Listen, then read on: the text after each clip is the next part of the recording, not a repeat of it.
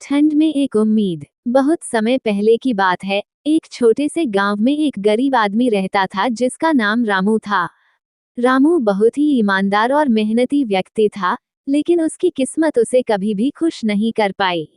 वह एक छोटे से कच्चे घर में अपनी पत्नी और दो बच्चों के साथ रहता था। उसकी पत्नी कमला बहुत ही समझदार और मेहनती महिला थी, जो हर रोज घर के कामों में व्यस्त रहती थी। बच्चों की पढ़ाई लिखाई के लिए रामू हमेशा संघर्ष करता था, लेकिन कभी भी पर्याप्त पैसे नहीं जुटा पाता था। वह दिन रात मेहनत करता था, पर गांव में उसकी स्थिति बहुत खराब थी। उसका मुख्य काम लकड़ियां काटने का था। वह जंगल में जाकर लकड़ियां काटता और उन्हें बेचकर जैसे तैसे घर का खर्च चलता था। लेकिन एक बात जो रामू को बहुत परेशान करती थी, वह थी सर्दियों की रातें। हर साल सर्दियां आती और घर में बहुत ठंड हो जाती। उसके पास गर्म कपड़े नहीं होते थे और घर में हीटर या रजाई नहीं थी। रात में ठंड से वह और उसका परिवार कांपते रहते थे। सर्दियां आते ही रामू का दिल और भी उदास हो जाता था, क्योंकि वह जानता था कि अब उसे अपनी पत्नी और बच्चों को ठंड से बचाने के लिए और अधिक मेहनत करनी होगी। एक रात की बात है, जब ठंड इतनी बढ़ गई थी कि बाहर बर्फ गिर रही थी और घर के अंदर की हवा भी बर्फीली हो गई थी। रामू की पत्नी कमला बच्चों के साथ बैठी थी, लेकिन उसके चेहरे पर चिंता की लकीरें थीं। रामू, क्या तुमने लकड़ियां लाने के लिए जंगल जाना शुरू किया? कमला ने पूछा। हाँ, लेकिन इस समय जंगल में बहुत बर्फ गिर रही है। मुझे डर है कि मुझे रास्ता नहीं मिलेगा, रामू ने कहा। कमला ने कहा, तुम चिंता मत करो, हमारे पास जो भी है उसे जोड़कर हम गुजारा कर लेंगे। बच्चों को ठंड से बचाने के लिए हमें कुछ सोचना होगा।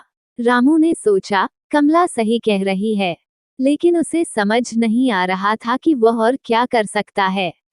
वह तो पहले ही दिन रात मेहनत करके बहुत थक चुका था, लेकिन सर्दियों के इस मौसम में परिवार का पेट भरना भी बहुत मुश्किल हो जाता था।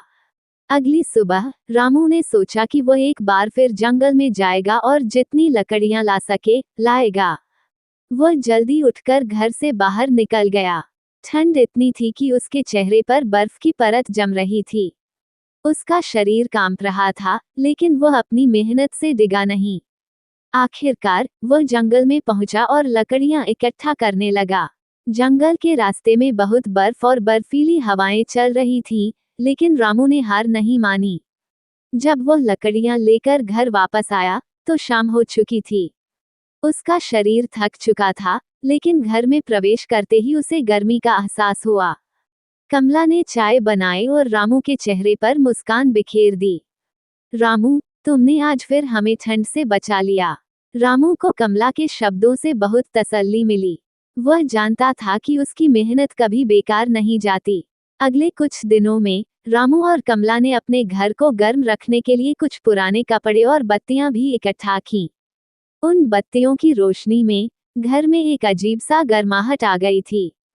सर्दियां बहुत कड़ी थीं, लेकिन रामू की उम्मीद और संघर्ष ने उसे कभी हारने नहीं दिया। धीरे धीरे गांव के लोग भी उसकी मदद करने आए। किसी ने गर्म कपड़े दिए, किसी ने सूखा चारा भेजा और कुछ ने उसे अतिरिक्त लकड़ियां दी। रामू ने देखा कि उसकी मेहनत को देखकर गांव वाले भी उसकी मदद करना चाहते थे।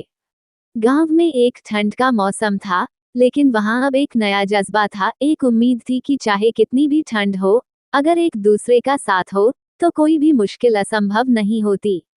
एक दिन गांव में एक बड़ा मेला लगा। इस मेले में रामू ने भी अपनी लकड़ियां बेची और उससे जो पैसे मिले, उसने उन्हें बच्चों की पढ़ाई के लिए रख लिए। इस बार उसकी मेहनत ने उसे सिर्फ लकड़ियां ही नहीं दी, बल्कि उसने अपनी गरीबी को भी एक नई दिशा में मोड़ा। रामू जानता था कि अगर वह कड़ी मेहनत करता रहा, तो किसी दिन उसकी परिस्थितियां बदल जाएंगी। ठंड, सर्दियां और गरीबी, इन सभी का सामना उसने किया था, लेकिन उसकी उम्मीद कभी नहीं टूटी।